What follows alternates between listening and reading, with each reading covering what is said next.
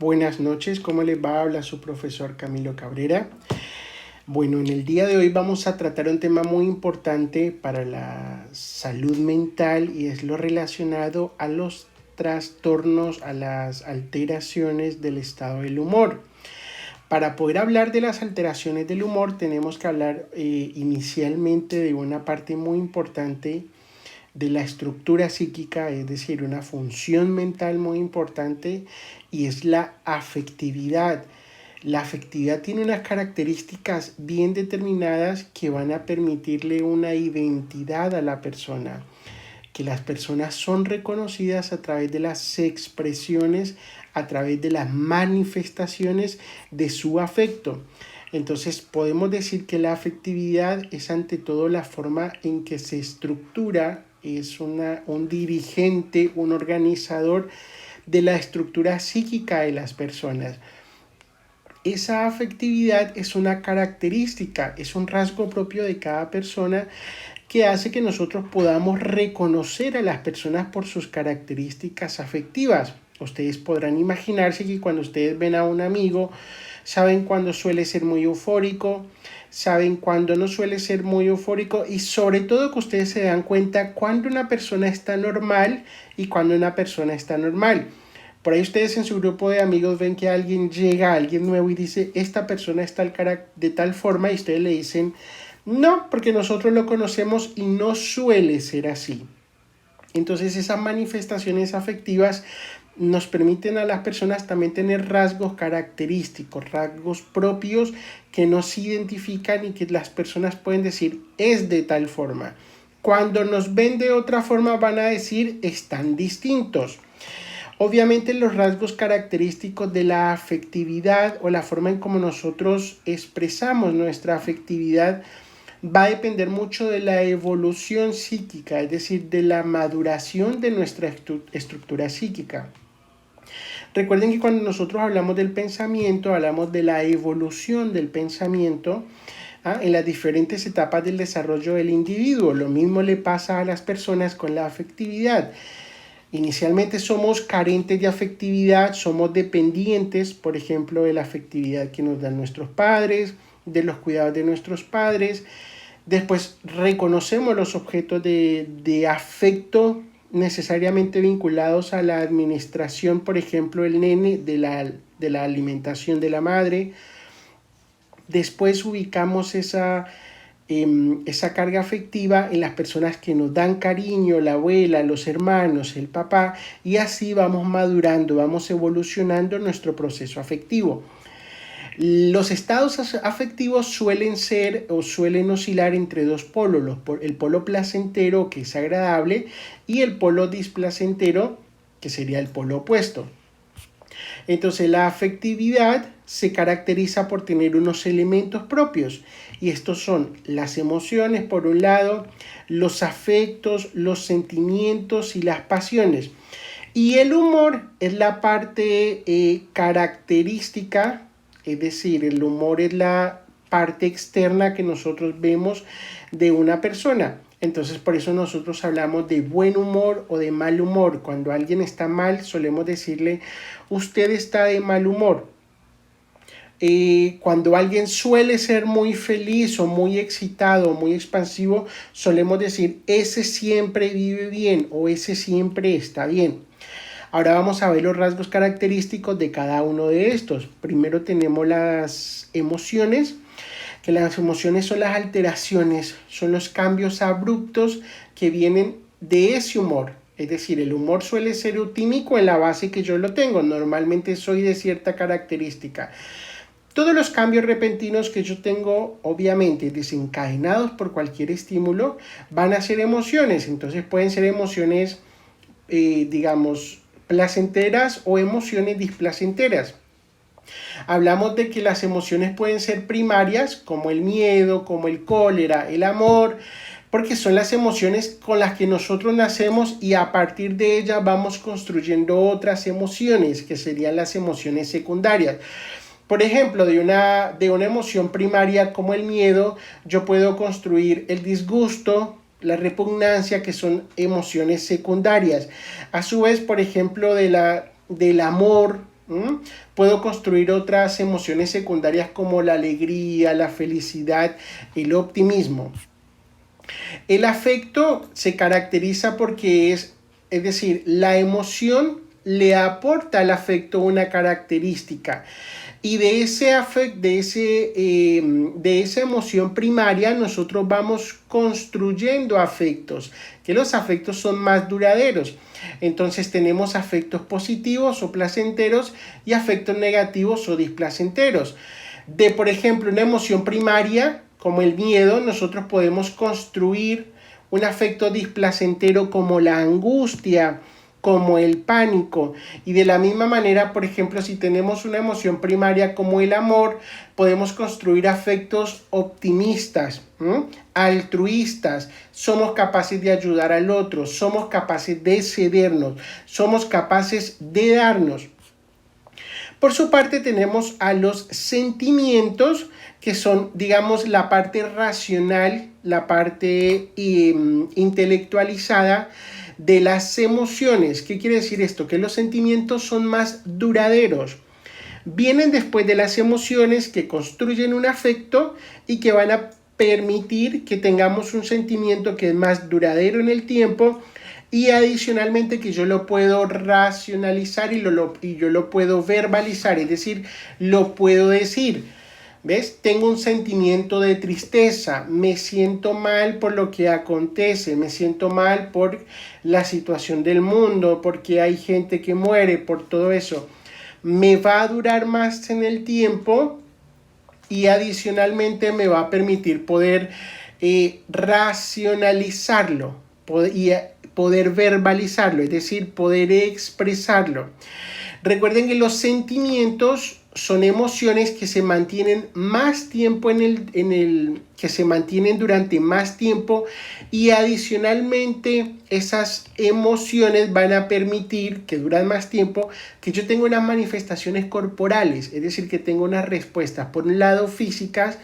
Si tengo un sentimiento de tristeza, voy a tener cara triste, no voy a estar alegre, no voy a estar sonriente, y adicionalmente empiezo a tener alteraciones del punto de vista biológico, neuroendocrinas, porque están respondiendo, mi sistema endocrinológico y neurológico está respondiendo a mi respuesta afectiva derivada de algo que me está aconteciendo, sea por fuera o sea para mí, desde lo que yo pueda ver en mi entorno, desde lo que me esté aconteciendo a mí en mi individualidad como persona. Después tenemos las pasiones, que son situaciones afectivas intelectualizadas, es decir, que son racionalizadas, que no son solo por sentir, como los sentimientos, que se quedan bastante tiempo en nosotros, es decir, que perduran durante mucho tiempo, y adicionalmente producen mayor pasión hacia determinado objeto. Por ejemplo, una pasión. Me motiva mucho un deporte, me gusta mucho un equipo de fútbol, tengo emoción por él, tengo afecto por él, tengo sentimiento por él, y después tengo una carga afectiva muy grande hacia él. Le deposito una carga afectiva porque la pasión es muy grande. De ahí viene el nombre de pasión. Es un sentimiento, es una carga de todos mis afectos que enfoca toda mi vida en relación a eso. Entonces, por eso a raíz de la pasión y a raíz del sentimiento, de la carga afectiva que yo tengo vinculada con eso, me deposito completamente hacia eso. Estoy directamente con ese equipo de fútbol, solo pienso en ese equipo de fútbol, que solo él puede ganar, que es el mejor, que no tiene competencia. Y obviamente, como ustedes imaginarán, a raíz de las pasiones, nosotros tenemos el origen de unas ideas que ya hemos visto y que son muy complicadas, que son las ideas sobrevaloradas, porque tienen una carga afectiva muy grande, difícil de poder quitar. Entonces, ya vimos las características del afecto, ahora vamos a ver las características de las alteraciones del afecto. Vamos a tener las cuantitativas, es decir, las que hacen referencia a la cantidad de ese afecto.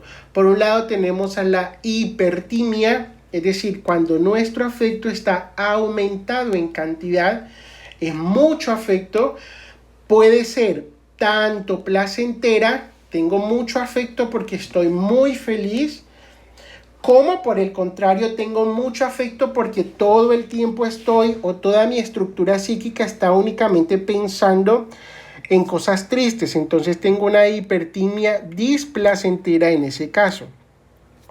Entonces, la hipertimia es un aumento, una exaltación, mayor nivel de afectividad, tanto para el polo placentero como para el polo displacentero. Por otro lado tengo la hipotimia, que es al contrario de la hipertimia, la disminución de la expresividad afectiva, la disminución de esa carga afectiva. No está anulada, hay pero poca. Ustedes, por ejemplo, en los pacientes psicóticos, en los pacientes esquizofrénicos, lo ven muy bien, porque el paciente tiene poca reactividad, tiene poca expresividad. Muchos de ellos van hacia la nada misma, o sea, hacia la completa aniquilación de la expresión afectiva, y otros quedan con poca. Entonces les pasan cosas graves o les pasan cosas muy felices, pero no pueden ser emotivos, no sienten ese potencial afectivo que tenemos nosotros cuando nos pasa una cosa buena o cuando nos pasa una cosa mala. Y por otro lado tenemos la atimia y el embotamiento afectivo. ¿Y qué consiste en estas dos? La atimia es la falta completa de reacción afectiva. No hay ninguna respuesta afectiva. Esto es muy característico, por ejemplo, de los pacientes psicóticos. O por el contrario, tengo el embotamiento afectivo. El embotamiento afectivo o aplanamiento afectivo es la dificultad, la incapacidad para la expresión afectiva. Como el paciente psicótico que le estás contando una circunstancia adversa, complicada, por ejemplo, que un familiar suyo murió, la persona que lo cuida murió y el paciente no tiene la capacidad de reacción, no se emociona ni para bien ni para mal, ni positivamente ni negativamente. Tengamos en cuenta que en las alteraciones del humor, en las que vamos a ver que son la depresión y el espectro bipolar con todas sus variantes, nosotros estamos hablando de que los pacientes no tienen ni embotamiento afectivo, ni atimia, ni hipotimia, porque por el contrario ellos van a tener un aumento de la afectividad, es decir, van a tener hipertimia tanto para el polo placentero como para el polo displacentero. La hipotimia, la atimia y el embotamiento o aplanamiento afectivo son características de otros trastornos psiquiátricos como la psicosis, como los trastornos de personalidad, como los trastornos de ansiedad, como los retrasos neurocognitivos, como los retrasos neuromadurativos. Bien, vamos a ver una característica muy importante, es decir, una alteración no en cantidad sino en cualidad del afecto, y es la anedonia. Y esa característica es muy importante porque ustedes la tienen que explorar mucho en los pacientes. Y es la falta completa de capacidad para el goce, para sentir el placer. Lo van a notar ustedes en sus pacientes, sobre todo en los pacientes obviamente deprimidos, en los pacientes psicóticos también con alteraciones o con síntomas negativos, en lo que el paciente no experimenta ningún tipo de placer. Ustedes lo preguntan o lo indagan como qué actividad siente el paciente que le gusta hacer, que quisiera repetir, qué actividad que hacía antes siente que hoy en día puede seguir haciendo, y se van a dar cuenta que al paciente no hay nada que le produzca algún tipo de satisfacción. Obviamente no hay satisfacción intelectual, no le motiva a estudiar, no le motiva a leer, no le motiva a comunicarse con los demás. Tampoco el placer biológico básico, no le motiva a comer, no le motiva a dormir, no le motiva a ver una película porque no le despierta ningún placer. No hay ningún tipo de deseo ni de placer, por ejemplo, con un acto sexual. Eso sería una anedonia y es un síntoma grave, por ejemplo, de la depresión, o es un síntoma grave, por ejemplo, negativo en los pacientes con psicosis, en los pacientes esquizofrénicos. Y las otras alteraciones cualitativas del afecto son, por un lado, la tenacidad afectiva, es decir, cuando el paciente tiene un polo afectivo y de ahí no se mueve. ¿Por qué? Porque nosotros normalmente las personas estamos en un estado eutímico, es decir, tenemos una base, una línea basal, pero si nos pasa algo alegre nos vamos a poner bien y si nos pasa algo triste nos vamos a poner un poco tristes. Es decir, es oscilante en nuestro estado afectivo. La tenacidad afectiva hace que el paciente esté siempre en la misma carga. Característico, por ejemplo, de los depresivos, que les pasan cosas buenas pero ellos no lo ven, no lo pueden ver. Entonces tiene esa tenacidad afectiva en la que pase lo que pase, su polo afectivo sigue siendo el mismo. Después tenemos la labilidad afectiva, que son los cambios bruscos y repentinos del humor. Es decir, no es como la gente comúnmente dice bipolar, porque esto no es bipolaridad, pero estoy en un polo normal y luego me siento triste y al rato me vuelvo a sentir bien y al rato me vuelvo a sentir triste. Estoy oscilando muy rápido. Recuerden que lo normal es ser oscilante. Vamos un poco, lo que nos va a pasar, subimos y bajando, pero si estamos todo el tiempo subiendo y bajando, estamos con una labilidad. Es característico, por ejemplo, de la psicosis, es característico, por ejemplo, de los retrasos madurativos, es característico, por ejemplo, de algunos trastornos, trastornos de personalidad como la alteración borderline de la personalidad, trastorno límite de la personalidad. Después tenemos la incontinencia afectiva, que es la alteración o la incapacidad de ponerle freno a nuestras emociones. Es decir, nosotros reaccionamos según el suceso y según el lugar, el espacio, el ambiente en donde nos encontremos. Cuando no podemos controlar ese espacio o ese ambiente, estamos hablando de incontinencia afectiva. Después tenemos la ambivalencia afectiva, que es cuando una respuesta debe ser adecuada al estímulo, nosotros tenemos la respuesta contraria, es ambivalente, no es lógico ni coherente con lo que debo hacer. Neotimia, que es característica de la psicosis, que es la creación de un afecto diferente, es decir, no es que se invente el paciente un afecto, sino que es una característica del afecto que el paciente nunca la ha tenido, no es propia de él. Y la catatimia, que es la alteración, es la completa distorsión de la realidad, todo eso sumado al influjo afectivo de los pacientes. Es decir, una catatimia puede ser desde el paciente que cree que la vida solo es color de rosa y está todo traumado, pero él piensa que él es feliz y lo ve todo bien, hasta el paciente también que piensa que todo está mal porque él piensa que es negativo y piensa solo en negativo. Entonces la realidad es objetiva dependiendo del influjo de las emociones del paciente. Él va a creer que todo está bien o que todo es absolutamente mal. Esa sería la catatimia.